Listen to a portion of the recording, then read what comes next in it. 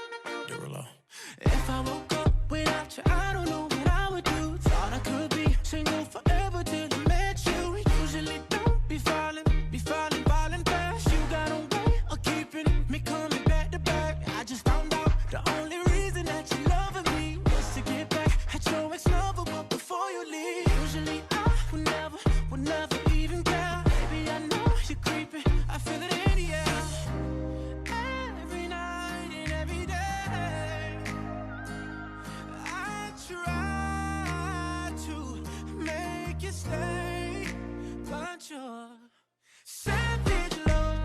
Did somebody break your heart? Looking like an angel, but you're savage love. When you kiss me, I know you don't get to, but I still want that. You're savage love. You're savage love. You're savage love. You could use me, 'cause I still want that. Baby, I hope that this ain't karma, 'cause I get around. You wanna run it up, I wanna lock it down. I usually don't be falling fast. You got a way of making me spend up all my cash. Every night and every day, I try to make you stay, but you're savage love. Did somebody break your heart? Looking like an angel, but you're savage love. When you kiss me, I know you don't get to, but I still want that. You're savage love. You're savage love. You're savage love. You could use me, 'cause I still want that. You're savage love. You're savage love. You're savage love. You could use me, savage love. Did somebody break your heart? Looking like an angel, but you're savage love. When you kiss me, I know you don't get to, but I still want that. You're savage love. You're savage love. You're savage love. Girl, you could use me, 'cause I still want that. You're savage love. She might be the bomb, but ain't nobody got 'em all like mine. Her love's till the end, she's my best friend. Ain't nobody got 'em all like mine.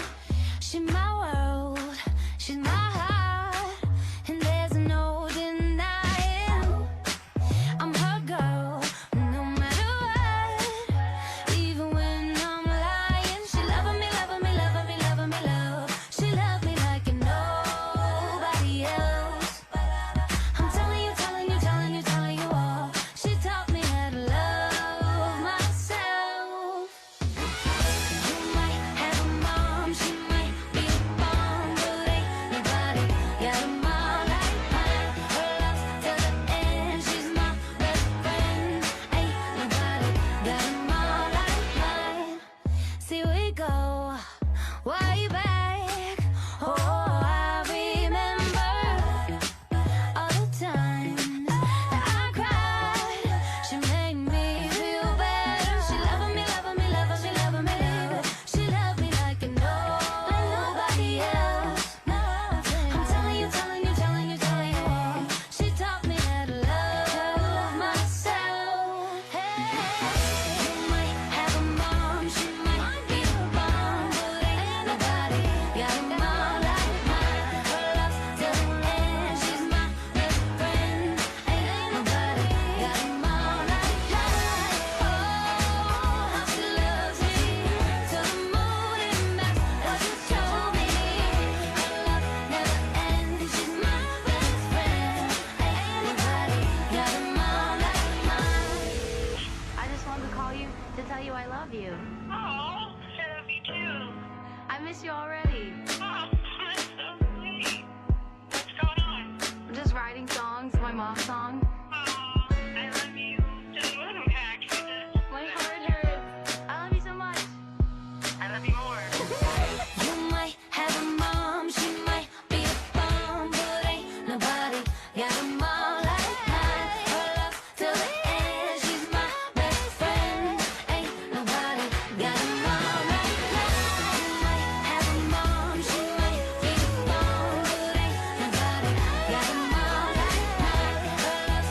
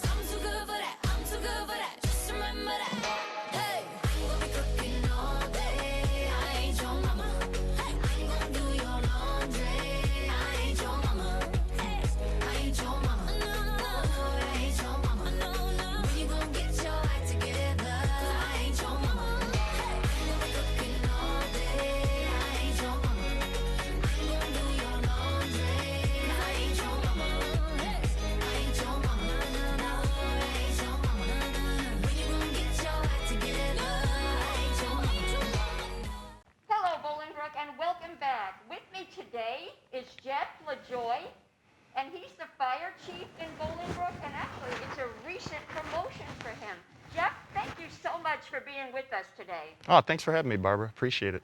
Congratulations on your promotion. Thank you. I'm sure it's very well deserved. Oh, thanks. I appreciate that. I would like you to tell us a little bit about your background. I've been in the fire service for over 27 years now. I got involved with the fire service in kind of an odd way. A buddy of mine, a good friend of mine, decided to take an EMT class, and that's an emergency medical technician class. And it's at the time it was like 8-9 months long. It wasn't a very long program. And we went through it together. It was 2 days a week. We went through it together, and we graduated. We passed the state test and everything. And I just thought what a wonderful career this would be. You know, to help people. They would actually call us to come and help them. And I thought that was unique, and I really enjoyed that. So I just pursued the paramedic program, and then I started volunteering at Central Stickney Fire Protection District. And I worked there for 2 years as a volunteer. And then I got hired full-time. My first full-time job was in Lamont shortly after that, like 2 years after that. And I worked there for almost a year on the nose. And then Bolingbrook hired me in 1997 as a firefighter paramedic. Well, good for us then, because we did a good thing. Thank you. Now, what made you actually, did you have something in your background that made you want to take the EMT class and then go into firefighting? No, interestingly enough, I did not. I was a truck driver. I drove a truck for a company. My buddy Paul was in the trades. He was a sheet metal worker, and we just decided to. He was always intrigued with the medical profession in that regard, and he just one day brought it up out of the blue, and we decided to take the class, and it was, that was the start. I always thank him for my career. Every time I see him, I said, if you didn't suggest taking that EMT class, I'd probably still be a truck driver. Well, how wonderful it is that you never know what road you're going to take when you do something. You just did that as a fluke, kind of. Right, yeah. And it's become a wonderful career for you. Yeah, it sure has. You never know. Yeah, opportunity could be behind any door, right? You just always got to be ready for it. Well, I have to say, hats off to Bolingbrook in general, because I've met and interviewed a few of the fire people, because I've had a couple of ladies, and everybody has been absolutely fabulous. Oh, that's great to hear. We have great people. You do, Yeah. absolutely great. And I had Jimmy and Nicole on here, and they talked about the Muscular Dystrophy Association and how with COVID they were trying to do something different, and that didn't work out. But they still went ahead to try to raise money. Yeah, everybody's trying to get creative. Hats off to them, and big kudos, because this is a hard time to do that now. Well, thank you. So great staff over there. Now, I have a question for you. In your career as a firefighter, has there been any one moment that stands out that you would consider a great accomplishment for you?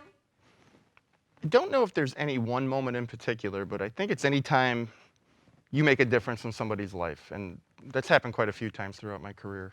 And I'm very fortunate that a lot of the calls, the outcomes turn out positive. I mean, there's always the ones that don't, but you don't dwell on those. But you dwell mostly on the positive outcomes. So, yeah, anytime you can show up and give that right medication, or, bring somebody's heart back that had stopped, make it work with the defibrillator, or, just stop a fire before it consumes somebody's personal belongings that, really meant something to them. I mean, it's that kind of stuff that you remember mostly.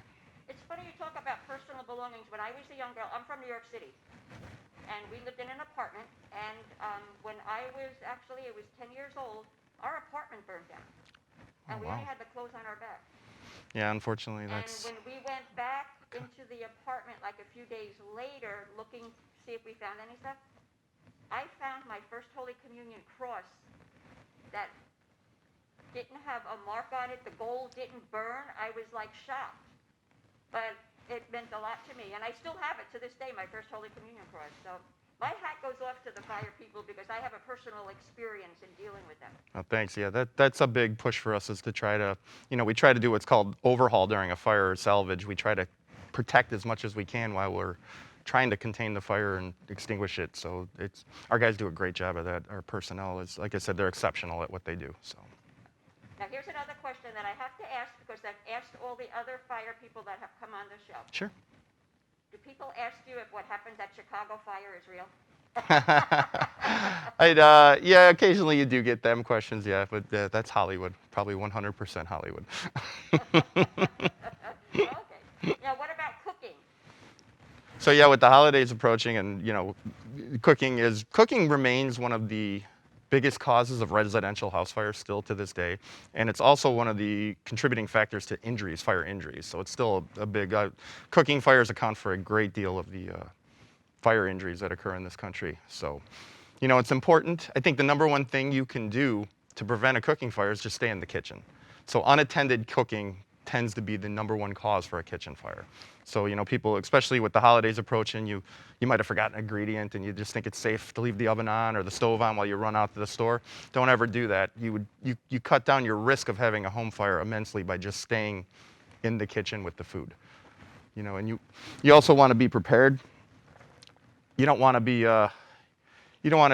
trying to figure out how to put out a fire, you know, while the fire is occurring. You want to be prepared for that. So you want to have your fire extinguisher accessible where you know where it's at. You want to make sure it's not, you know, older than 10 years old.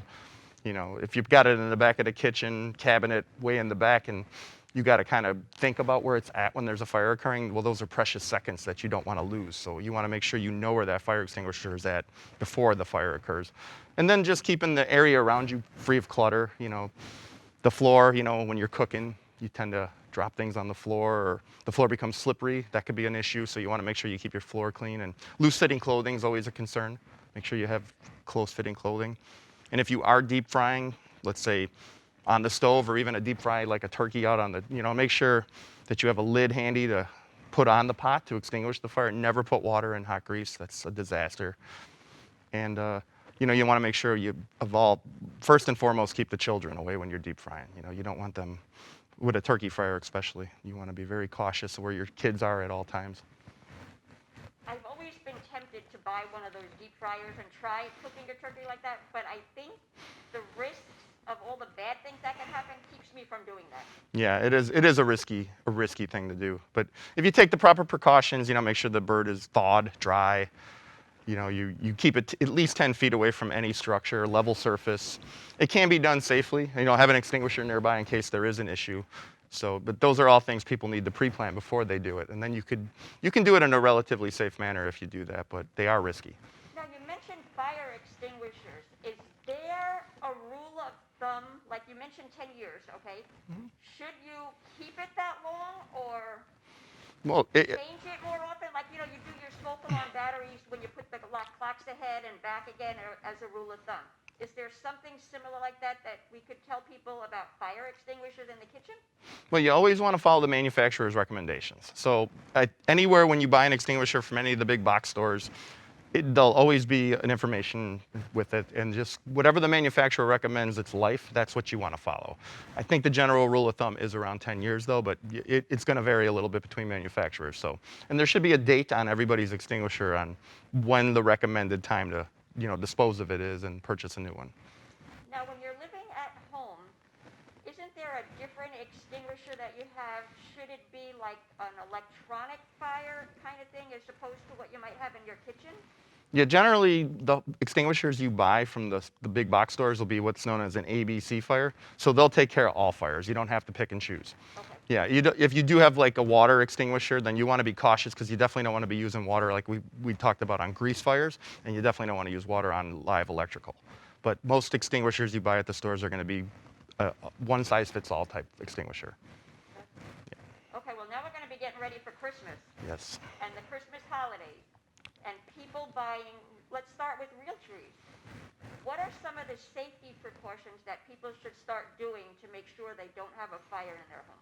Well, the number one thing with real trees is to keep them watered. You know, you want to make sure that they're not drying out. So if you get your tree December 1st, like a lot of people do, or even mid-November, I've seen people get live trees. You just want to make sure that it's not drying out. So a rule of thumb is to make sure it always has water and keep it at least 3 feet away from any heat source. Like you don't want it right on top of where your HVAC vent's coming out, because that'll tend to dry the tree out faster.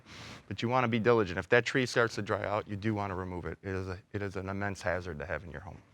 Now, if somebody didn't want to remove their tree because it's a few days before Christmas, is it recommended then that you don't put your lights on it? You could leave your ornaments there, but don't do anything with plugging into electricity to heat it up? I think that would be a good rule of thumb. Yeah, if the tree did start to dry out and you had concerns, I would definitely not use the electrical devices. I would be really cautious about candle usage, which we could talk about a little bit too. But yeah, keep it away from any heat source, and I would not plug the lights in, and ornaments would probably be sufficient. and then get rid of it immediately after Christmas morning. Yes. Yes, I mean, we want to keep everybody safe. Okay, Yes. so now we've decided we're going to use our old standard artificial tree. And we're pulling our decorations out, and our artificial tree, we have two. One in our home doesn't have lights, so we have to pull out our lights to string them on there. What are some of the safety things we should look for with our lights to make sure they'll be safe? Check the connections. A loose connection is always the primary source for electrical fires, so make sure that the plug ends are fine. The blades on the plugs aren't loose. You want to definitely check those. And then I would go bulb by bulb and check the wire in the bulbs just to look for any sort of fraying of the wires, any sort of damage to the outsides of them. I mean, lights are fairly inexpensive now. I mean, the LED ones could be a little expensive depending on what you get, but you definitely want to go through them, and you don't want to take a chance. If there's damage to the extension, to the lights, then you definitely want to dispose of them. Okay, so now you have your tree that's pre-lit. So you have them. Should you look at the lights on the tree the same way you do when you're stringing your lights to check for frayed parts? Yeah, I would definitely take a look just to be certain, because you never know what could occur. I mean, mice are a constant issue, especially with wires. They just love wires. If you have cats, they like to chew on electrical wires too. So you want to take a look at stuff, and if there's concern, you want to address it. So you definitely don't want to be caught off guard on something like that. All right, so now we've checked all our wiring. Nothing's frayed. We're getting ready to plug everything in. What is the rule of thumb as to how many cords could go into that extension cord that you're going to plug into the wall? So I think the rule of thumb is 3 on something like that. You never want to go over like 3 chains past the plug. So I know that sometimes that's hard to do. And one thing nice with the new LED lights and some of the newer incandescent lights too, they have the built-in fuses in them. So if you do tend to overload the circuit, they'll let you know that because the fuse won't be able to handle that current. So that'll trip for you.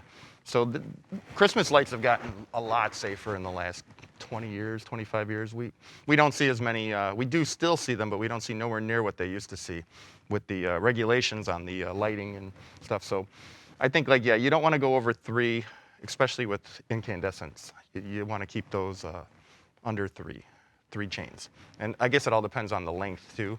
So once again, follow the manufacturer's recommendations and stuff like that. When I buy them, I try to buy longer just so I don't have to plug that many in. Yeah, that's a good for me, rule. I think I'm doing a good thing. Hopefully I am. Yeah, for sure. The longer the better, because like I said, it's the connections that are always the problem. So if you have multiple 10-foot strings in a row, you have more connections, so therefore you have more risk of a fire. If you have longer strands, then you don't have as many connections. And again, it's safe to keep them, even if it's artificial, away from the vent with the heat coming up. Yeah, that's more of a concern. The heat coming out of your register for your furnace isn't going to really do much to the artificial tree. It's more for drying out. You don't want to encourage the real trees to dry out any quicker than they tend to. So that's a concern you definitely want to be conscious All of. right, so now our house is looking all pretty and decorated and everything. And out come those fragrant candles. So yeah, candles are a big one. Candles account for a lot of fires also in the U.S. So with candles, the rule of thumb is never leave it unattended and keep it at least 3 feet away from any combustible, such as curtains, tablecloths you want to be conscious of because those are combustible. Anything that, like a light, if you have a light hanging or any sort of decorative materials. But the biggest rule of thumb is just don't burn a candle if you're not going to be in the room. If you leave the room, put it out. I was one of those candle people, and I had candles all over my house. Then I got a St. Bernard, and she was so big, and that tail would wag, and she would jump. I had to stop using candles. Right. Yeah, and pets. now I have little ones, and I want to go back to candles because I don't have that same concern. I could put it on my table, and they can't get it. Right, yeah. Pets and children are always a concern when cooking, candle usage, just about everything. You need to be aware of where they're at all times, and that's why you might think it's okay to leave the room for a quick second, but we all know children, we all know animals, especially cats. So, yeah, just that quick 10 seconds, 5 minutes outside of the room could be, detrimental. So you definitely want to extinguish it before you leave the room. All right, now another thing you guys have going on is home inspections. Yes, we have a home safety survey program. We don't like to call it inspections because that's kind of got a bad vibe to it. So we call it a home safety survey, and it's completely a voluntary program. And what'll happen is trained firefighters. We have a community risk reduction team, and they're all trained on how to inspect your home for what we're looking for is to prevent, to get ahead of the game, to tell you that this is a concern, you might want to change this. Nothing's compelled. We don't come in there and demand anything. We're never going to come in there and, go back to the building department and inspectors and say we found this or that, but we're just going to give you the best advice we could to keep your family fire safe. And other safety issues like trips and falls we can address, and, best placement for smoke detectors, your fire extinguisher usage. Are you keeping your dryer clean? Your appliances, your appliance usage. We'll take a look at your water heater to make sure that it looks like it's vented properly, stuff like that. And it's completely voluntary. We can work around your schedule. So, and you can call us. You can call us at the Fire Administration Office, and the number for that is 630-226-8540. You can email us at fire@bolingbrook.com. Or you can go on the Village of Bolingbrook website, and then under departments, you can go to the fire department, and then there's a form there you can fill out for a home safety survey. And then one of our members will contact you, and then we'll arrange a date and time that's best for you. And then the survey generally takes about an hour. Oh, very, very nice. Now, could somebody have that done like before Christmas to go over what they're going to plan with their real tree and? Yeah, we absolutely. Yeah, as long as we don't get too many of them. We could try to fit everybody in before Christmas. Generally. You got to do your job and make sure you're available to. Yeah, we have to real schedule. emergencies. Yeah, if we should get a rash of scheduling, we might have an issue making everybody before the holiday, but we'll definitely work with everybody to try to accommodate that. Now, you have this very nice home safety survey pamphlet that you gave me. And one of the things I really liked about it, because one side is English and the other side it's in Spanish. Yes. So we could accommodate a good portion of our population here in Bolingbrook. So we'll have this displayed prominently during this. Yeah, and we have plenty of members who speak Spanish, so if we needed to bring a Spanish-speaking member along for this survey to interpret things, we could absolutely do that.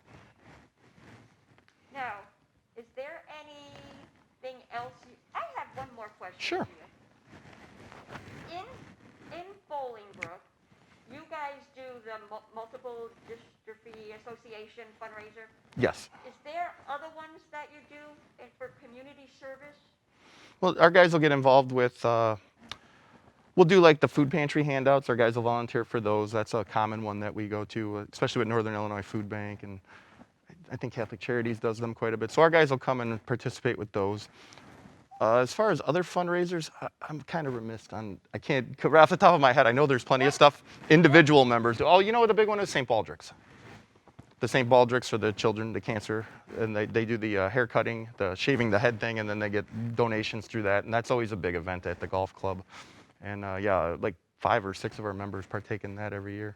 Well, that's good. Well, Yeah. one of the things that made me just think of that now is because on Facebook, I saw that you guys were out there and with Halloween doing things. So Oh, the trick-or-treating, yeah, that was a so big you hit guys- with the community. It was nice to see you out in the community, with the kids and everything. So Yeah, our guys went around, all the stations went around and handed out candy to all the children, took pictures, just interacted with the community, and it was great positive feedback on that, so everybody really enjoyed that. no, it's nice because sometimes you're like in a position of authority that people don't see you as real people in the community. You're like up another level. So it's nice to communicate with the people and let them see you at the same level they are. Yeah, it's always a great experience. I mean, the community's been super supportive of the fire department throughout the years I've been here, so whatever we could give back, we love it. It's one of our favorite things to do. Well, I have to say, everybody that I've met with the fire department has been absolutely fabulous. So That's great to hear. I'm very proud for you to be in our community here in Bolingbrook. Yeah, I'm very proud of our men and women.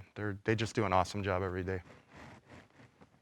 Well, Jeff, is there anything else you'd like to tell the audience before we say goodbye? No, just happy holidays and be safe. All right, Bolingbrook, you hit it here. Lots of good tips for you to be safe during this holiday season. Hello, Bolingbrook, and thanks for tuning in. With me today is Ken Harris, and he is one of our Will County board members. Ken, thank you so much for being with us today. Thank you for the invite again. You're welcome. I appreciate the time that you take out of your busy schedule to let the residents know what's going on with the county. Oh, yeah, no problem. We're moving right along with the county. We just passed the budget for our fiscal year 2021. It is a balanced budget. It does address quite a few concerns that we needed. As you know, we opened up a state-of-the-art courthouse that was long overdue to serve the residents and customers of Will County. The budget does include staffing for additional state's attorney and circuit clerk staffing. We got 10 positions built into our budget. We also have money in there for a diversity study to study our participation, minority participation in some of the contracts using our motor fuel money. And we also have money in there set aside to address flooding throughout the county. This has been part of our federal agenda with the United States Army Corps of Engineers. So it's kind of like a matching program where we need to put some money in, and they're going to finance the majority of the funding for these projects. We do have a few projects in Bolingbrook to address flooding. So I'm glad to see that we was able to pull that off. Oh, that's good, because I know they finally fixed, although I haven't been by Royce Road, I know they finally fixed that Yes, and yes. everything, so that's good. So we have other projects in Bolingbrook that take care of flooding, or is it other projects? There's besides other flooding? projects that the county is responsible for. So yeah, we're going to do our part for the county portion of the Bolingbrook. Now, one of the things that I did hear about is there's also a little decrease in taxes with this current budget. Yeah, the current budget, we have for the 6th year in a row, the tax rate has decreased. It's one thing we try to focus on, make sure the tax rate is decreasing each year. As you know, the formula is set up where you may have an increase, but it won't be due to the tax rate. So at least the tax rate is going down. Another factor goes into the calculation of your actual tax dollars that you pay. So we're very proud for the 6th year in a row, our tax rate is decreasing. Okay, so now we just had an election, Yes, and you guys have a few new board members on board. that's correct. So when do they get sworn in? They will be getting sworn in next Monday, the 7th at 12 p.m. That is a public meeting. It's going to be virtual. So once they're sworn in, the new board member, they would take their seat, and we will have a reorganization meeting. So at that time, we will be electing leadership and maybe committee assignments for the county as well as the Forest Preserve. Okay, so do the people that are on the committees right now stay on their committees if they're still on the board, or does everybody get swapped out? Part of the reorganization is to elect a speaker. So we will be electing a speaker of the board. The speaker is responsible for setting the committees. She will be working with the leadership, which is the majority and minority leaders. So in conjunction with them, she'll be setting the committees. Each board member, we have 26 board members, and each board member will put their preference as to which committee they would like to chair or be a part of. So at that point, probably our meeting during the 3rd week in December, when our regular board meeting, we will have committee assignments in place. Okay, that's good. And then you'll get to meet in some of the new ones in case you haven't met them already? We will meet at some point. As you know, we're still holding our meeting virtually, so we will hopefully get through this pandemic, and at some point we'll be able to meet in person again. So I know a few of them, but have not met them personally. So. Well, you will get to soon. Yes. So that's good. I think we have about 5, if my calculation is correct, we have 5 new board members that will be taken, been voted in or sworn in out of the 26. So. Now, are those mostly from further down in Will County, like south? Well, as you know, we got 13 districts. I believe we got one from Bolingbrook, Romeoville, I think one from Plainfield area, a couple from Joliet. So, you know, the county's divided in 13 districts, so they're kind of spread out. Okay, well, that's good. Well, Ken, all I can say is good luck to you with the upcoming year. Hopefully COVID goes away and you guys can really start meeting in person and Yes. tackling, not that you're not doing your jobs now, but getting more into it. It's Yes. a little hard to be virtually for Yes. lengths of time. Yes, it's been tough, but we've been getting through it. We're trying to do our part to prevent the spread of this virus. So hopefully, we're all looking forward to getting back in person and taking care of business like we normally do. Is there anything still going on with the CARES Act? There's things going on with the CARES Act. As you know, December 31st is our deadline to get this money expended. So we're still working with the municipalities, local governments, small businesses, the food banks, and making sure they're all taken care of with this money. So we put procedures in place. There may be situations where we can use the money after December 31st, but right now the hard deadline is December 31st to have the money expended. So are we still have open for small businesses, nonprofits? Those application periods have closed, but if there's anybody out there that still would like to apply, just send us an email and we'll see what we can do as far as getting you a link to the application process. But the open application has expired, but like I said, we don't want to shut anybody out, so definitely contact the county. And if you have any questions or concerns about if you think you're eligible to apply, we definitely work with you to make sure you get what's needed. Okay, well, that's good, Ken. Well, Ken, thanks a lot for taking time out of your busy schedule and being with us today. No I problem. appreciate it. Okay? We'll see you soon. Fourth, sir? It's gonna take a minute. Okay, welcome back, Bolingbrook. With me now is Ken Harris, and he's the president of the Forest Preserve Board. Ken, thank you so much. Thank you. I have to say right off the bat, I am so impressed with all the preserves and parks that we have in Will County. Yes, yes. That's one of the things that we're proud of. It's one of the things that's set by law that we have to preserve. And we're very proud of what we do and often the things we offer to the residents as far as the amenities and facilities and the dog parks and trails and things like that. So it's a very good way to enjoy nature. As you know, our motto is reconnect with nature. So that's what we do.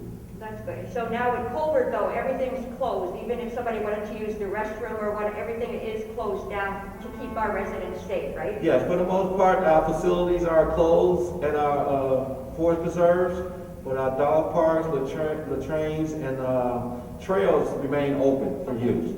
So residents still can get out, enjoy the trails, enjoy the dog park. It's just that the facilities are closed until we come within a acceptable range of the positivity rates.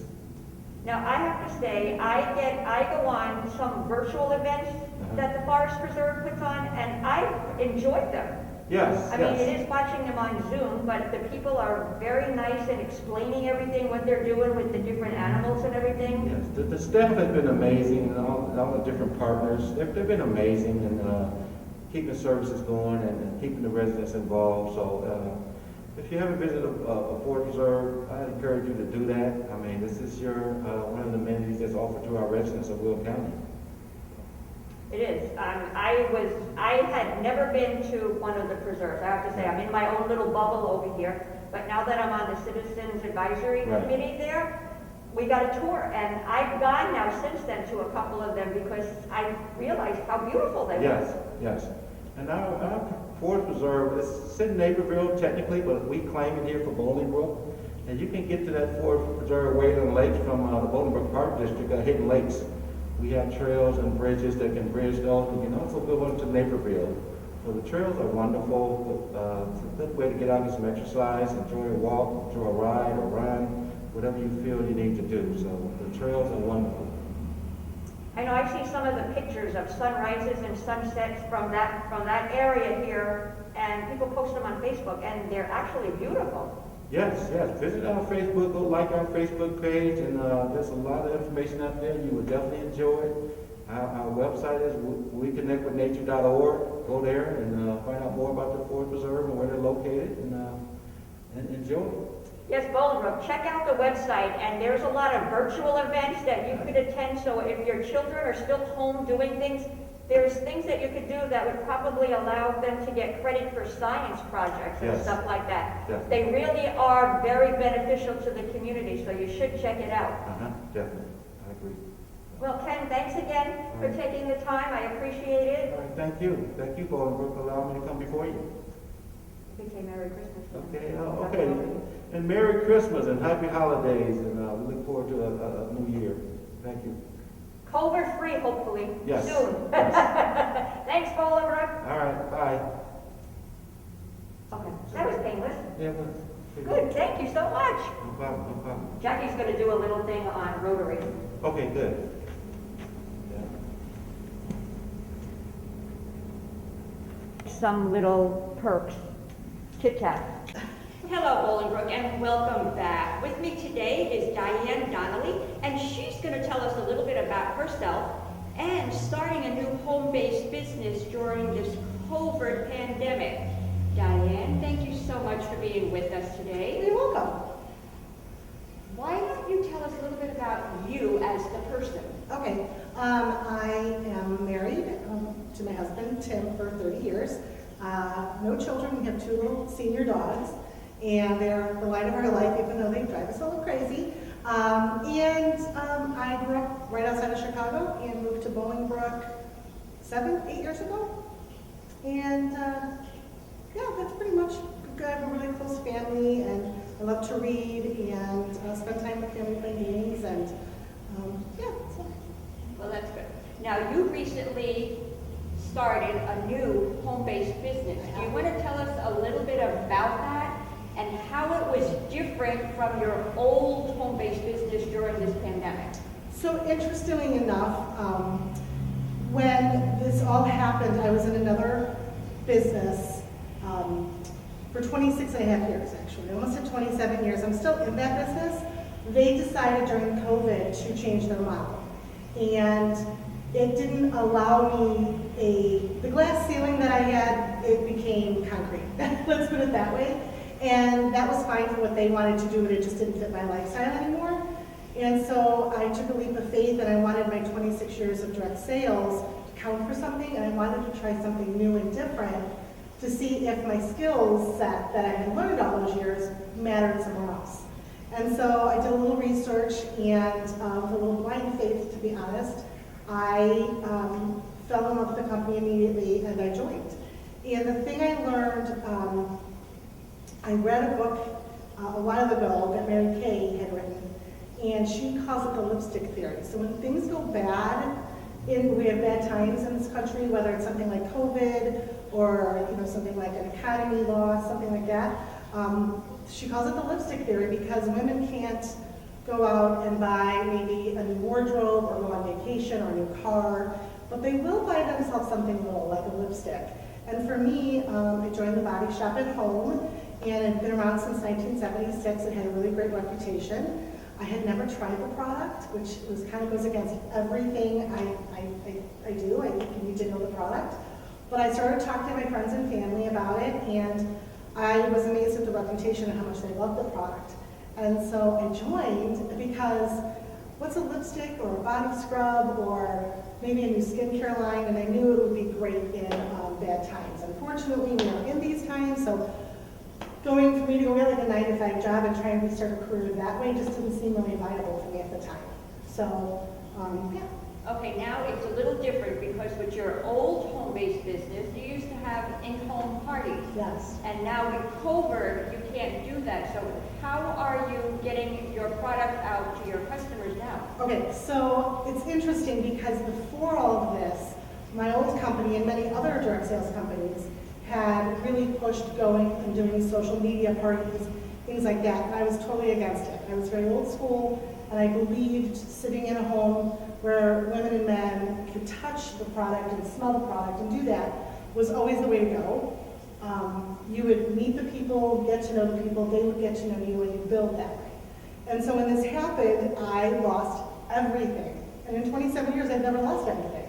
My calendar was really stocked full of parties at that point, and I was like, oh my gosh, we're all going. And we all panicked a little bit, and then I did what I do best, is I pivoted. And I went and got some training, meaning I went to those who were doing online parties and social media parties, and I said, can I just jump on and watch what you do? Because when I had tried to do it, it wasn't working for me, and I think because I had a closed mind to it. And now, you know what? I'm going to interrupt you for a second. Sure. In my time that I've known you, you are such a people person that I think they give you energy. Yes. And you take off that. Yes. So I could see that being a little stumbling block to going on social media because you lose that immediate connection with the individuals. well, you would think that, and I didn't feel that. Maybe that's why I didn't initially, in the years past, really take to it. But when you're in a desperate time, you just put your smile on, you pull your pants up, and you go, I gotta go work. And I did it, and I realized I'm still connecting with people, it's just in a different method. And so from March to July, I had the best months in my career. Because people were home, they were bored, they wanted to get out there, they wanted to see what was happening. They booked parties, and I was busy almost every day of the week, and for the first time, I had weekends on. Because they didn't want to do weekends, they wanted to be with their family on the weekends. And so I just pivoted, and I went with it and I stumbled, which you do, and then when I started the new company, which, you know, to many might have thought like now you're gonna start something new, it was just a natural progression, and it's fun to kind of rebuild actually. So the people part is, I do miss it, I do. I really like going to people's homes and talking to everybody and getting to know. I've met so many fantastic people. And those fantastic people are following me, and I'm getting to know new people, and it's just more visual. I'm live, and hopefully if we're on a Zoom call or some kind of face-to-face call, I try and connect that way. So you just have to pivot. I've seen a couple of your live parties, and it's really fun to watch you because you are connecting with the people. Yeah. You have to be real. I think a lot of times people are so fearful to go on camera, and it's a natural fear. It's one of the, or probably the number one fear, is going live, or, you know, talking in front of people. But when you're real in yourself and you're someone, I'm not always prepped. Sometimes I'm like flying into the seat, but if you're prepped and you know what you're talking about, you can be yourself and you can connect. I think when everybody's buttoned up and it's got the bow on their neck and perfect hair, perfect makeup, it doesn't connect with people because they're sitting on the other side in their PJs. You know, they don't have makeup on. And if you're the opposite, they can't relate. And so I'm just who I am, and I don't apologize for that because I am who I am. Well, you're a wonderful person, and I'm sure glad I get to call you friend and Oh, me everything too. else. Is there any guidance or helpful hints that you would give someone if they wanted to start a home-based business now? Oh, I have like 1,000, so how long are we here for? The first thing I have to tell you is go for a consumable product, something where people will come back to. And then a product that you love. If you don't love the product, if someone came to me today and said, Diane, please come and learn real estate, do it. That is not my interest. Would I do good at it? Probably, but I have no interest in that. It just doesn't interest me, and I think I would just be miserable. So you definitely want to love your product, and then always be ever learning. You are not the expert. You will never become an expert without learning from other people. So be open-minded, open to constructive criticism, and just anywhere you can get training, take it. Also persevere. This is so much fun to do. You can make as much money as you want. There is no glass ceiling here. As hard as you work, the money will keep flowing. If you want to work a little, you will make a little. And that's okay, right? You want to just pay a car payment, or just not live paycheck to paycheck anymore, and you want extra in your checking account at the end of the month. You can do that and not work a lot. But in the end, you still have to learn the product, and you have to learn it. So, and you're going to get knocked down, and you're going to hear no a lot. And you just have to persevere and say, that's okay, I'm going to find the next person who's interested, and I'm just going to offer it. And if they take it, that's awesome. If not, there's somebody else next behind them. And that's really the secret to direct sales and home sales. You can be at home and make a really good income and not leave the house. And that's the beauty of, in COVID, as bad as it is, you can make Make lemonade out of lemons? Lemonade out of lemons. You can do that. You can have, during the day, be with your kids e-learning, and then at nighttime, you can kind of retreat a little bit and do your business. Well, that's good, Diane. We wish you the very best. Now, is there anything you'd like to say to the viewers right now? Merry Christmas. Have a great holiday. Please be safe. And buy locally. And take a chance on a direct salesperson. They're really there just to bring some money into their home and take a chance on them. And that would be it. And just have a really safe holiday. Everybody, we are all trying to shop locally and support our local businesses, but keep in mind, our home-based people are also local and doing their business, so whenever you can, please reach out to somebody and order something during this holiday season. And there's a lot of deals going on right now. I mean, tons of deals. And if I can just add, at my company, we already started our Black Friday sales. I know other companies have as well. Tons of free shipping. So just kind of ask questions and see what everybody has to offer out there. You might make a new friend and love some new products. I have to commend you though, Diane. I noticed on your Facebook page, you started, it's not a new page, it's your page, but you've asked other home-based businesses to put their information in there so people who come to you can also reach out to them. So I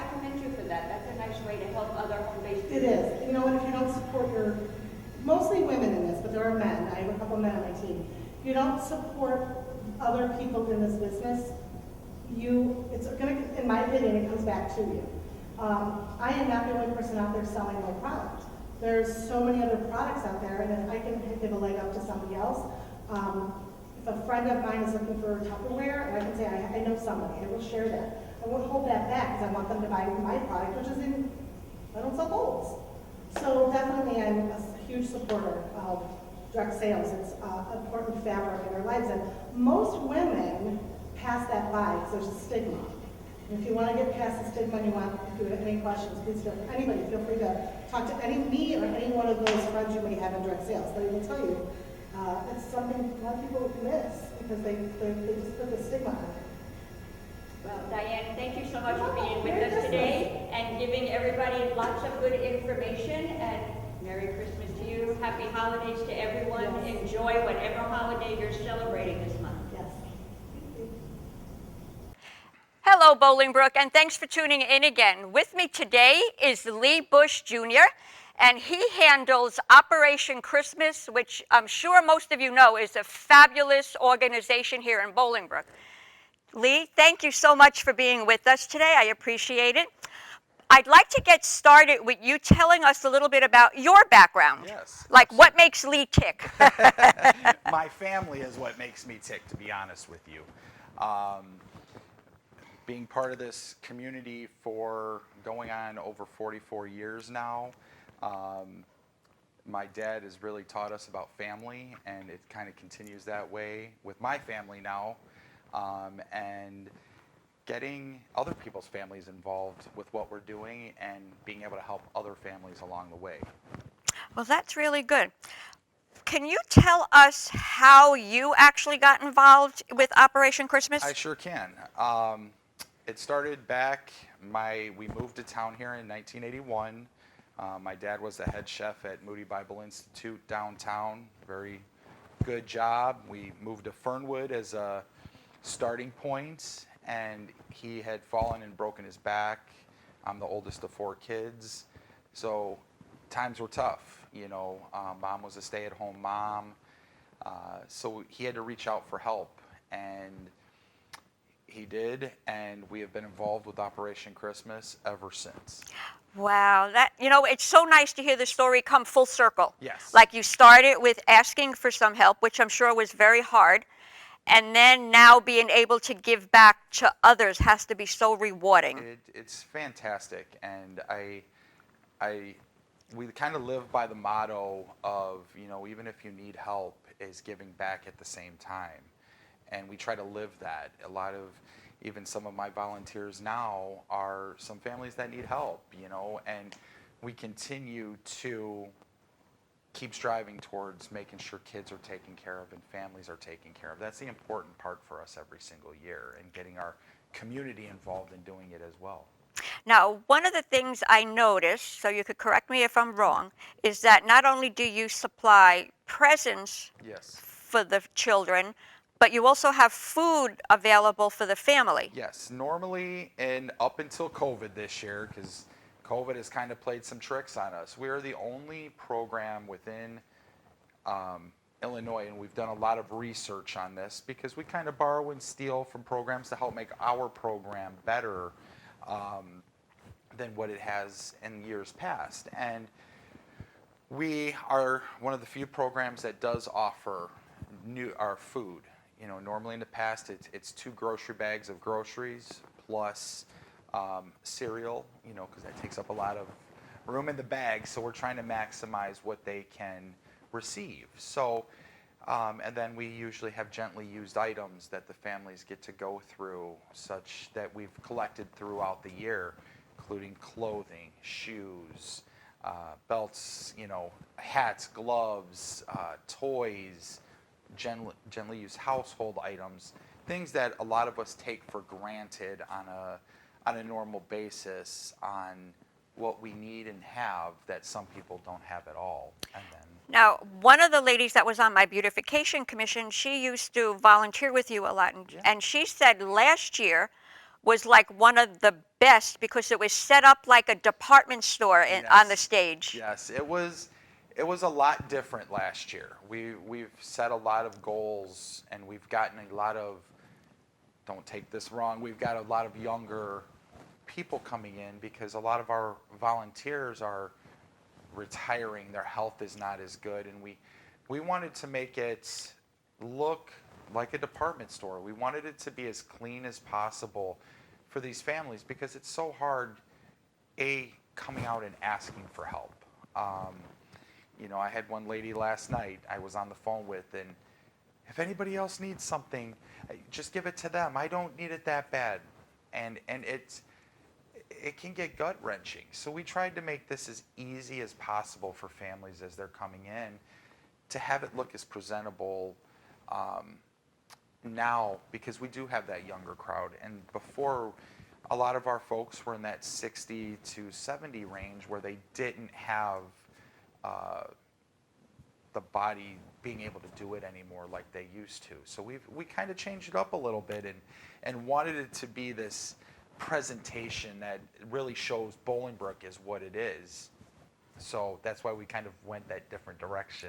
Well, one of the things I noticed, I saw on actually Facebook Yeah. and your flyer, and what I really like to see is not only did you have it in English, but you also had it in Spanish. Yes. And yes. because we have a huge Hispanic do- population, we- so We have a huge Hispanic population here in town, Spanish speaking.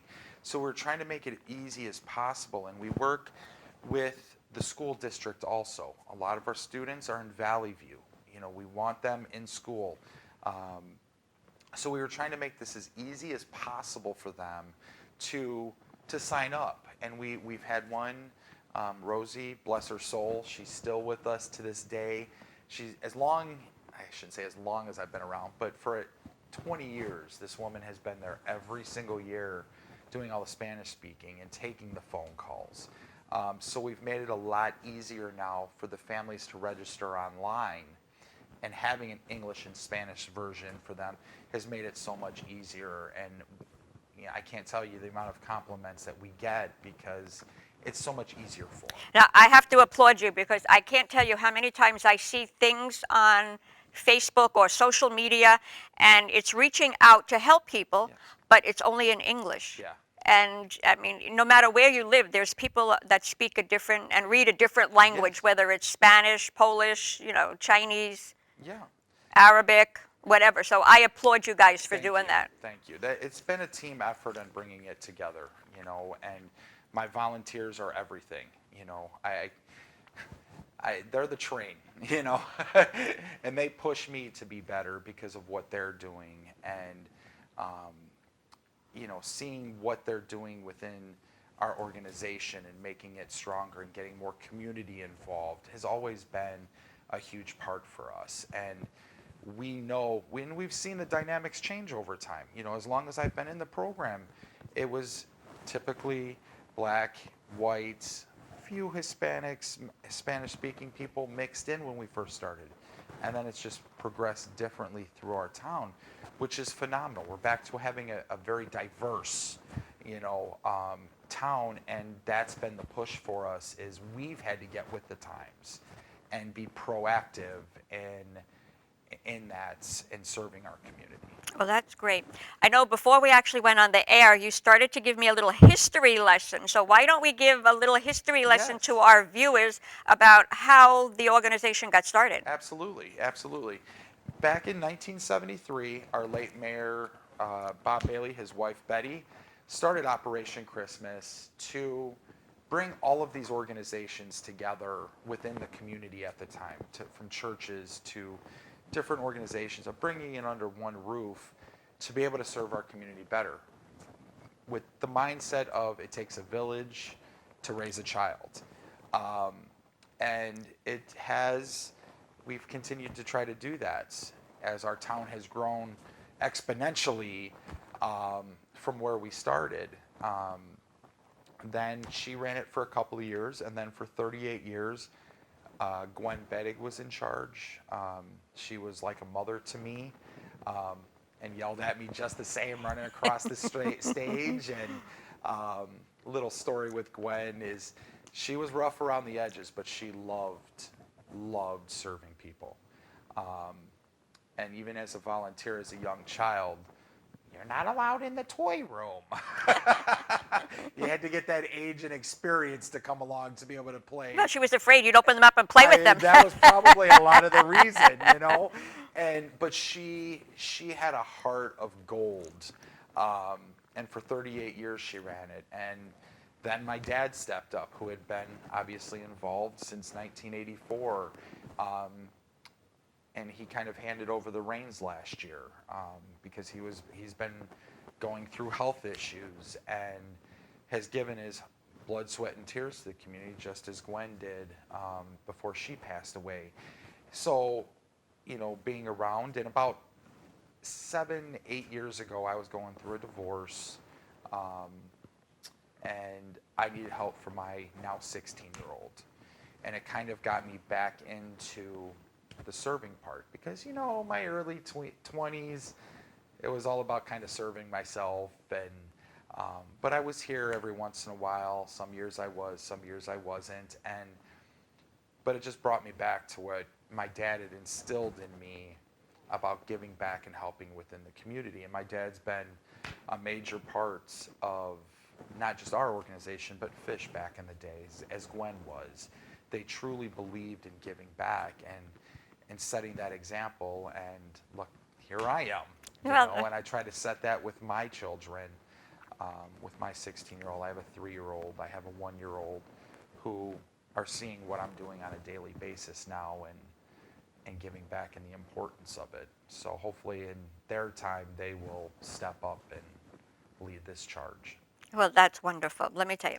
Now, if somebody wanted to get involved to help, Correct. what are some of the things that they could do, or that you'd like somebody to do? Well, normally in years past, because COVID has really changed everything. So can I start with that? With Yes, COVID? you can. COVID has changed the complete dynamic of how we've had to run Operation Christmas this year. We lost 2 of our big food suppliers that normally donate this year. So I had to make a decision back in June, not knowing even where we were going to be at this point, just knowing that this was going to impact us in a very different way than any other year before. So this year, because we have solid foundation food pantries in the area, such as the Township, West Suburban out of Woodridge, We Care out of Romeoville, we've decided to step back from the food this year. Okay. Because of COVID, I wasn't going to send our volunteers out into people's homes not knowing and put them at risk. So this year we've had to fine tune a lot of things. So we're really getting back to our basis this year on no child on Christmas morning should not have a gift. That's what our mission has been part of our mission since 1973, was making sure that every child, every family had a meal on their table and had gifts under the tree. So this year, we've been blessed. I reached out to our township here in town. They're donating 300 turkeys for Operation Christmas that'll go out to our township families. We've also, Fiesta Market, one of our greatest sponsors possible, has donated gift cards that we're able to give out when we run out of turkeys, that we can continue to help these families, even if it's in a small way compared to years past. So we've had to refine a lot of things, and it's been some very difficult decisions that we've had to make. And I knew I was going to get questioned on them from day one, and I was okay with it, because above just having Christmas morning is making sure our people are there to enjoy Christmas morning. Yes. So it's volunteering. We'll go back to that. Is volunteering this year we're very strict with what we can do on the performing arts stage. We've been here for 20 years, and we've in the past have had a lot of people in and out because we can handle that. This year we've had to very much limit what and who we can have on the stage, just for safety concerns of staff here at the village, and then also our volunteers and families that might come in. So this year has been very hard. We're asking families that or people that want to donate this year, because we are focused completely on toys this year, is instead of volunteering, donate a toy. That is one of the greatest gifts that people can give this year because of it being such a tight year on what we can have, because our fundraising is down compared to years past because of COVID.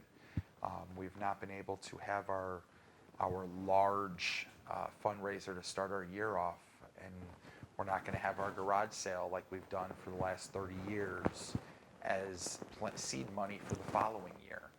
So we're trying to make the best of the times with what we've got in this pandemic. So When you mentioned the garage sale, I don't know if you know, we had a Gary yes, Hanworth, Yep. okay? He was a member here with us, and he used to always go to your garage Yes, sale. he Well, did. I do a Christmas show, Merry Christmas Bolingbrook, Okay. every year, and I buy all these little things, and they're part of my show. And there was a Santa Claus on the stage one year, and he was so happy, he spent $3 to buy me this little Santa Claus. Yes. And I'm going to have to get him because Gary's punked him out a little bit, okay? So he's here like this, and he does yep.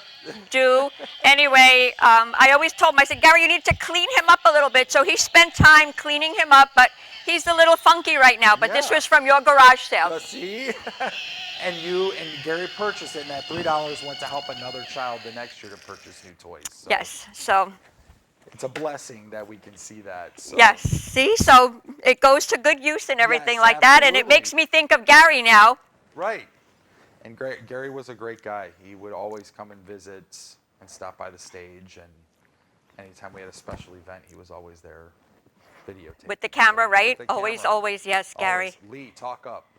He was always that way. So All right, now if somebody wants to buy a toy, how do they get it to you? we are actually having, there's multiple ways. We have a wish list set up for Operation Christmas Bolingbrook through Amazon.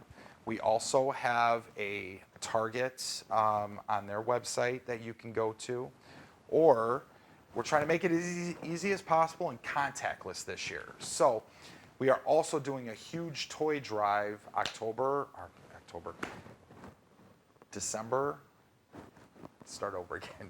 November 28th from 10 a.m. until 2 p.m. It's going to be here at the Village Hall on the Performing Arts stage. So people have the option to just pull up. If they'd like, they're able to drop their toys off. We have a couple of big boxes out there. And our big goal this year is to get those completely filled with toys for this new year. So, and then if they would feel better and they want to drop it off once we're on the stage, they're able to do that too. We just ask that you either contact us through our Operation Christmas Bolingbrook Facebook page. They can message us, or to call us on the stage, and that number is 630-226-8599. Because of our limitations, we just don't want people just to show up, and we have too many people on the stage at that point. So we're trying to be as careful as possible. No, that's very good. I applaud you because you want to take care of your volunteers, but you Yes. also want to take care of the people dropping it off. If I have said this before, if we're sick, Operation Christmas isn't going to happen. So we've got to make sure that we're maintaining our health through this whole pandemic. Now, I don't know if you have an answer to this or not, but do you have a lot of families already applying for assistance? I will tell you. This is as of last night. I have not gotten the updated number as of this afternoon. Last year, in comparison, we began registering right before the week before Thanksgiving, all the way up until December 23rd last year. We took care of 373 families. Wow. This year, we're up at 344 families already set for this year that need assistance, because a lot of people, and part of our registration process this year, because we have gone completely online registration, one of them is, why do you need assistance this Christmas? And we're hearing a lot. I've lost my job. My husband got sick this year, passed away from COVID. I've got kids to take care of. So it's very real within our community, and we're hearing these stories and seeing it firsthand on the impact that it's having, not just in our town, but statewide and nationwide, on how serious this is. Well, I know I am going to bring a couple of toys on November 28th to make Thank sure that you. that box starts on their way. So I would like to be there if I could with a little Absolutely. camera to Yeah. get a little video. I'm not going to use everything if somebody doesn't want their face, but more to see the box filling up. Yes, absolutely. I mean, that would be a thrilling event. It is a very thrilling event that we do. We also, we've got a little challenge that's going to be coming out here. I can't say too much about, but it does involve our police department and fire departments. Oh, I So, love that. That's going to be getting announced here very shortly. If you follow our Operation Christmas Facebook page, that news will be coming out. I've set a little challenge for both of them to see what they can raise. So we've always talked, and one of my biggest things has always been, since I started, stepping up, and I was co-chairman before this and executive director now, was it's always about community helping community. I've believed in that as long as I can remember. Is everybody? It takes everybody to come together to truly help people, rather than everybody going their own single way. This is a passion of mine.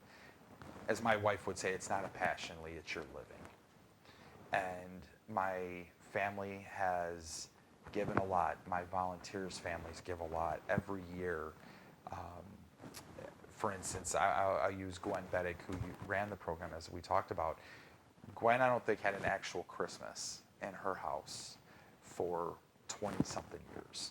And she had 4 kids, because she spent the entire month of December building up to take care of our community, that it was hard for them not to. Something had to give. Something had to give. And her kids were loving and caring and truly understood it. And her daughter, still to this day, works with Operation Christmas, and Gwen's granddaughters, Terry's daughters work. And because they believe in the program that their grandma helped build to what it is today. That's wonderful. So, Well, Lee, I have to compliment you on your jacket. I know Thank you. when I came out to peek to see if you were here yet, I saw that jacket. I'm like, oh, he's here. And Yes, now you this have a is- matching mask, and I love it. I do. That's the one good thing, is I would never have thought to reach out, and look on Amazon to see if I could find Christmas masks. But yes, you'll see me. I love what I do with Operation Christmas, because I get the chance to be goofy, and that's me. So, we've been out at the tree lighting ceremonies for the promenade. We'll be here this year for the Festival of Lights. So it just puts a name with a face, and for many years, they always ask, Lee, you've got to be the face of Operation Christmas. You've got to be the face. I'm like, who would like this face? So, You have a toy in your hand, everybody's going to love you. Exactly. So the point is that I love the fact that I get to be the goofy clown every once in a while. And yes, fantastic suit coat. I've got the pants to match. And you'll see me out bouncing around, and it's always, collecting something for Operation Christmas and in the community. So. Well, that's good. Well, Lee, thank you so much for being with us today. Absolutely. I appreciate learning a lot more about Operation Christmas. And Bolingbrook, if you can spare a few extra dollars, please purchase a toy and either come out on November 28th here behind Village Hall at the stage, or go on Amazon and Target and just send your gift that way. You'll make one little child a very happy person this year. Hello, Bolingbrook, and welcome back. With me right now is Jackie Trenier, and she's going to talk a little bit about our fabulous Rotary Club here in Bolingbrook. Jackie, thank you for being with us today. Thank you, Barbara, for having me. Yes, our Rotary Club is very involved in the community. We really do put the motto service above self in place on a regular basis. Just last Tuesday, we helped the DuPage Township Food Pantry and the Bolingbrook Parks Commission do a turkey dinner drop-off to the seniors at our two senior housing places, Mackenzie Falls and Greenleaf. And seniors are encouraged by the DuPage Township to sign up for one of these turkey meals. And then we drop off a small turkey breast, decent size, a bag of potatoes, a frozen pumpkin pie, and then a box that has like the cranberries and the stuffing mix and everything that you would need to complete your turkey dinner. And we drop that off a couple of days before Thanksgiving so that the folks have time to put their meal together. Well, I remember this year I didn't, but I was asked to help deliver last year. And it was so much fun. The smile on their faces when they're there and they get the food. Some of them needed more help because they couldn't lift the turkey up, and you have to help them and bring it in. But it really was a very rewarding experience. So I'm sure you have that again this year. So thank you. I missed out. No, it is. It's a lot of fun, and it's a partnership thing. The DuPage Township Food Pantry. They provide the vehicle, they do the shopping, they get the food through the Greater Northern Illinois Food Bank, because they can get food at a much discounted price because they provide food to most of the food pantries in the state. And then the Bolingbrook Parks Foundation, they collect donations to help pay for that food. And so our Rotary members donated hundreds and hundreds of dollars, and that was used to help offset the cost. So it worked out really nice, and we're just very lucky to have good residents in our community that step up into these leadership positions and run these not-for-profit organizations. The other one that I'm a part of is called 100 Women Who Care. And we meet 4 times a year, and we pick a local charity to donate money to, a charity here in Will County. And this last time, I made a presentation about the Exchange Club of North Will County, and it's located here in Bolingbrook. And they actually got selected, and so they're going to get somewhere around $4,000. Oh, wow. Is that supposed to be a surprise? No, they know. Oh, okay. They know. They get the $4,000 because we have about 40 members. And so once we get to 100 members, then any of these charities would get $10,000, wow, which is a huge amount of money. So we've had higher than 40 members in the past, but you know, things with the economy have not been real good. People have lost jobs and kind of had to drop out of some of the charitable work. So that's been kind of sad, but you know, eventually we'll get back up to 100 women again and be able to, and we do this 4 times a year. Now, is this a group that anybody can join, should they want to?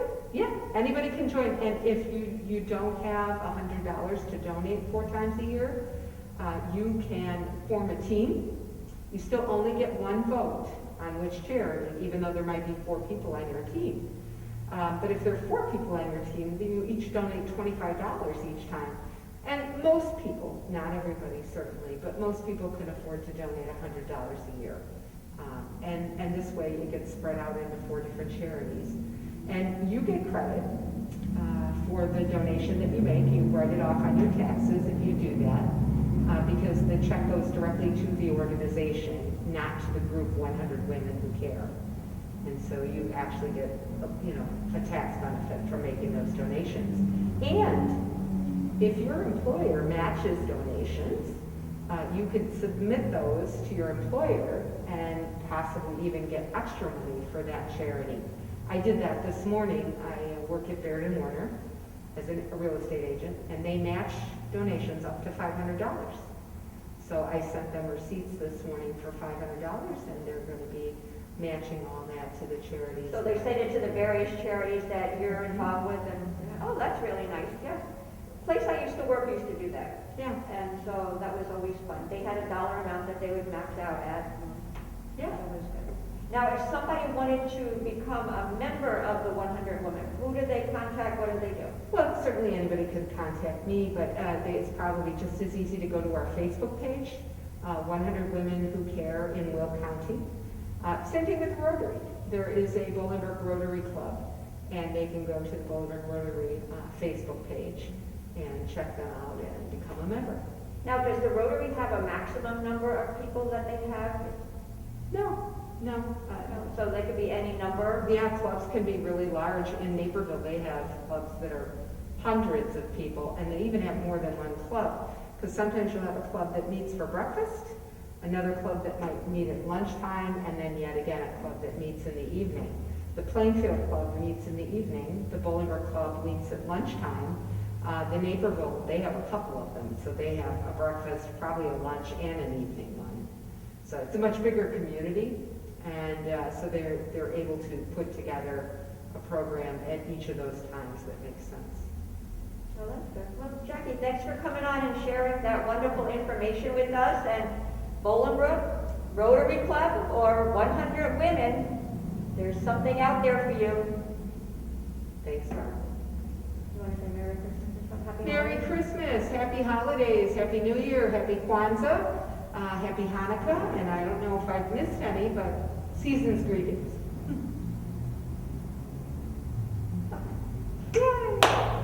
Okay. Hi there. Oh, you know what? I'm just going to call you Hannah, and if you want to say your last name, you're fine, okay? Because I don't know your last name. Okay. Hi there. This is Barbara from 2020 Bolingbrook, and I'm here at Hidden Oaks today with Hannah, who's giving demonstrations on building birdhouses. Hannah, thank you so much for being with us today. Thank you so much for your interest. Thank you. Would you tell us a little bit about your background and how you came to the Park District? Yeah, absolutely. So again, my name is Hannah. I'm a naturalist here at Hidden Oaks Nature Center. I grew up in Bolingbrook, but I have also lived in Florida. I've always had an interest in animals, so I've actually worked at Disney for a couple of years. I worked at the Kilimanjaro Safaris ride. So teaching about animals there and about conservation. I've worked at a science museum before, teaching about animals and conservation. And I've actually always wanted to work for the Bolingbrook Park District. So when I moved back to Illinois, this was a perfect fit for me. We do a lot of really entertaining and really educational programs here. So we talk about not just animals, but we also talk about the local environment and ways that you can help out. And one of those really great ways is recycling. Well, you want to tell us a little bit about more with recycling, so that if the people aren't doing it now at home, maybe they could start, maybe even in a small way? Yeah. So with recycling and just reuse, recycle in general, there's lots of little steps that you can do. So looking at objects and thinking, okay, before I throw this out, is there another way that I can use it? One of the ways that people are most familiar with, if you have pets at home, is instead of just throwing out your grocery bags, is using those for pet waste so that they have one more use. Another thing that you can do is just also use paper bags instead, and then think, okay, is there another way I can use this paper bag? With the project that we're doing today, I live next to a polling place, and I was looking at all of the different signs that are outside and thinking about, I don't want those to end up in the garbage. Is there something else that we can do with them? So I went online and I was looking at different craft ideas that other people had, and building birdhouses was one of them. I'm a big bird fan, so that was immediately inspiring to me. So I thought, let's do this at Hidden Oaks Nature Center.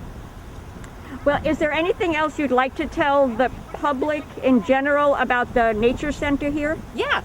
So during the current times, the Nature Center is not at the moment open to the public, but we still are doing a lot of public programming. So it's all outdoor right now. So as you can see, we're sitting here in the backyard of Hidden Oaks Nature Center.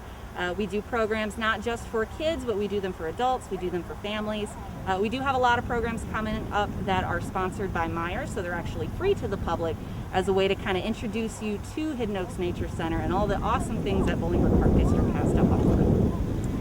Well, Hannah, I really appreciate your time today, and thank you, and I can't wait to show everybody my finished birdhouse. Yes.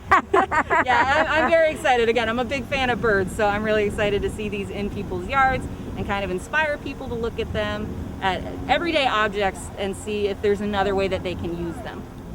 Well, thanks again, Hannah. Thank you so much. Appreciate it.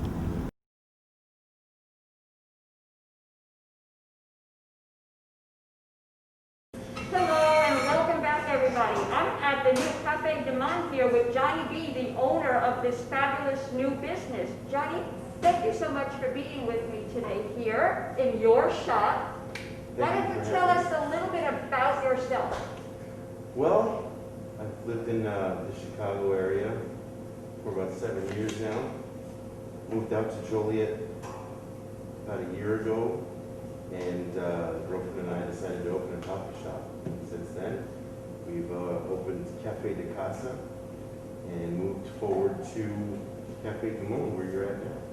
Now, opening up now, it was during COVID. Your first one, there was no COVID around, correct? It was 3 months prior to the COVID started, so it was almost the same. Okay. Was there a difference that you had to go through with COVID now being it's full blown again? We were informed during the shutdown by the government. We were sent a letter to shut down our location.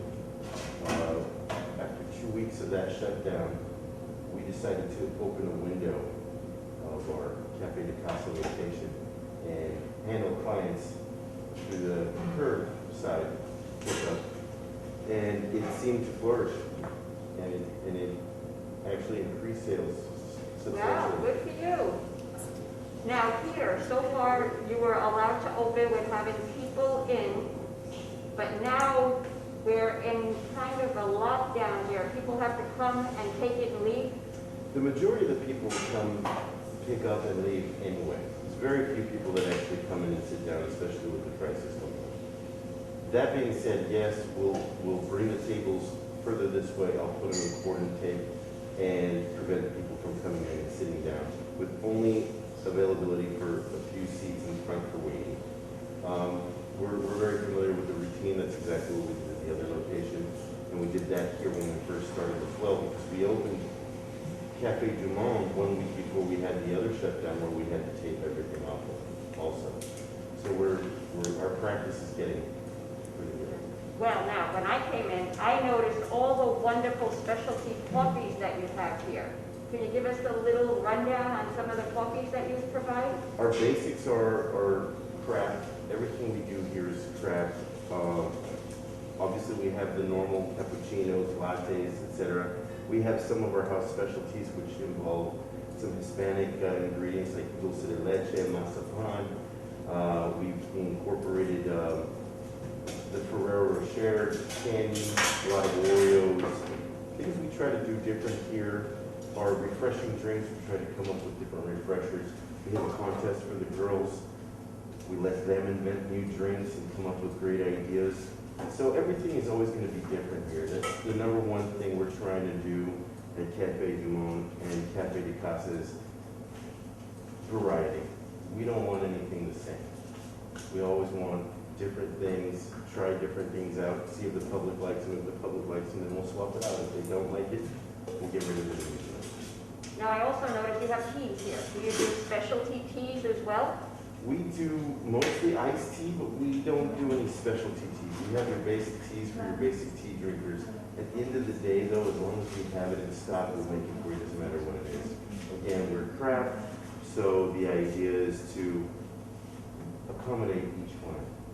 Now, the other day when I came in, you very graciously offered me a blue Hawaii one, and let me tell you, it was very yummy. And I think the only reason I was able to save some is because I had my mask on, and it's difficult to sip and take it on and off like that.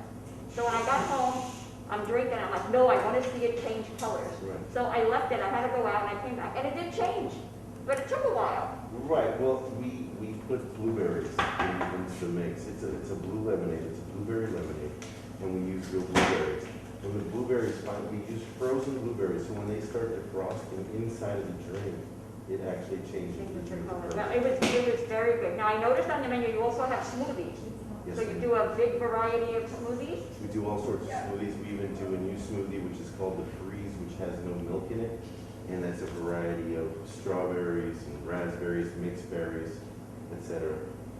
Now, has any one item been your hot commodity here that you could say you could almost sell out of in a day?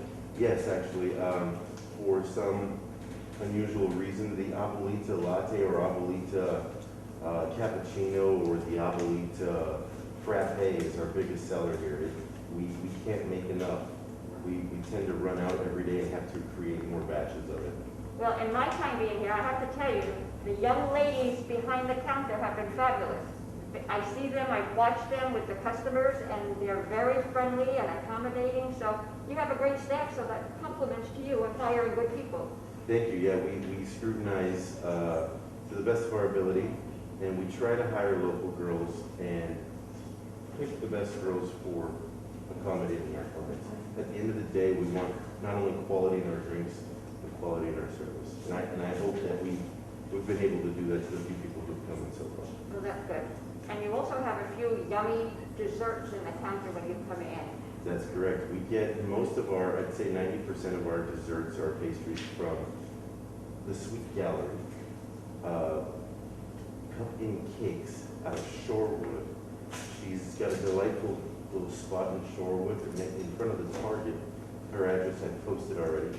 And she makes the most fabulous delicacies. And she is somewhat of an artist when it comes to these pastries.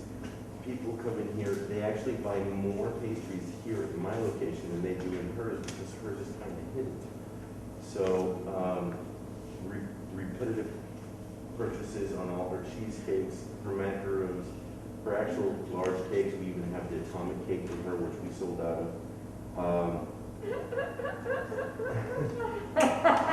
I'm going to settle for a chocolate one. and I would like to say in front of everybody, happy birthday to you. Thank you, thank you. Thank you for doing this on your birthday. We really appreciate that. No, thank you very much. But anyway, Bolingbrook, if you haven't stopped by here already, please do. It's a fabulous place to pick up your morning coffee, your afternoon pick-me-up, or even your evening snack.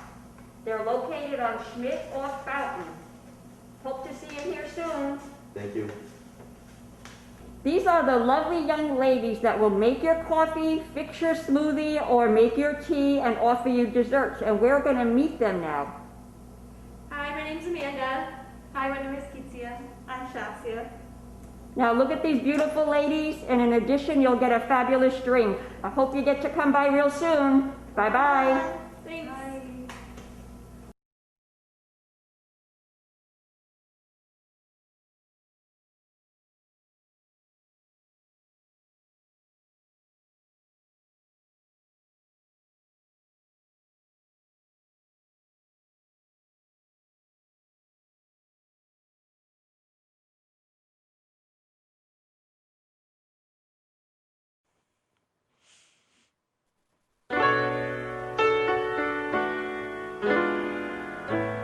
Chestnuts roasting by an open fire,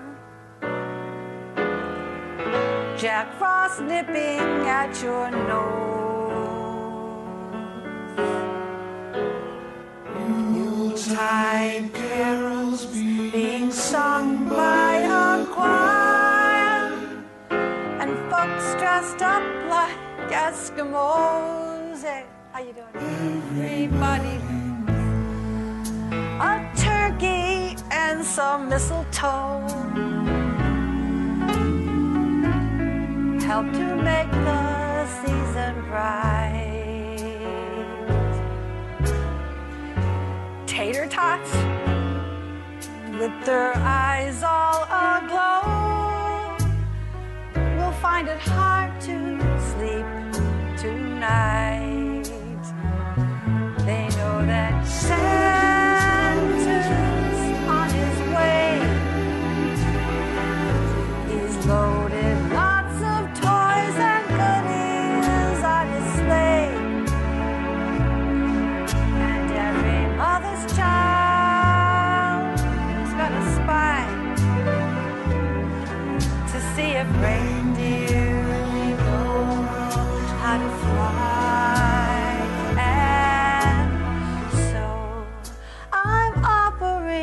This simple phrase from kids from 1 to 92. Although it's been said many times, many ways, Merry Christmas. Merry Christmas. Merry Christmas.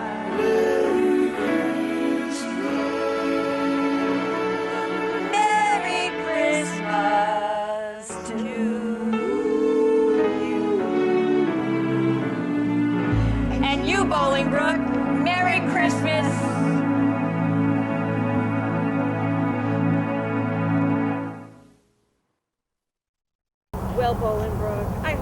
enjoyed the show as much as I did.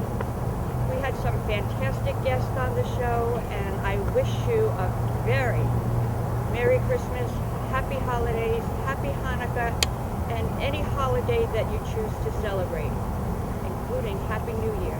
Wear your mask and social distance. Take care, and we'll see you in 2021.